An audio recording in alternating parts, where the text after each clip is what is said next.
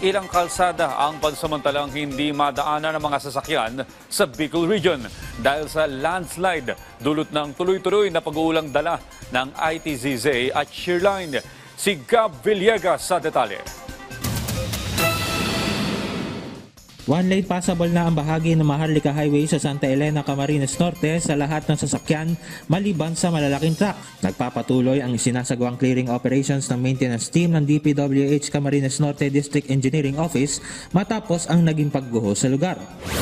Hindi naman madaanan ang bahagi ng 3-lane road ng Maharlika Highway sa Libmanan, Camarines Sur matapos ang erosion incident noong araw ng Pasko dahil sa walang tigil na pag-ulan dulot ng shearline at intertropical convergence zone. Naglagay na ng mga safety cone at plastic road barrier ang DPWH sa lugar upang hindi madaanan ng mga motorista ang nasirang bahagi ng kalsada. Sa ngayon ay passable sa lahat ng uri ng sasakyan ang kalsada dahil nasa magandang kondisyon ang natitirang 2 lane.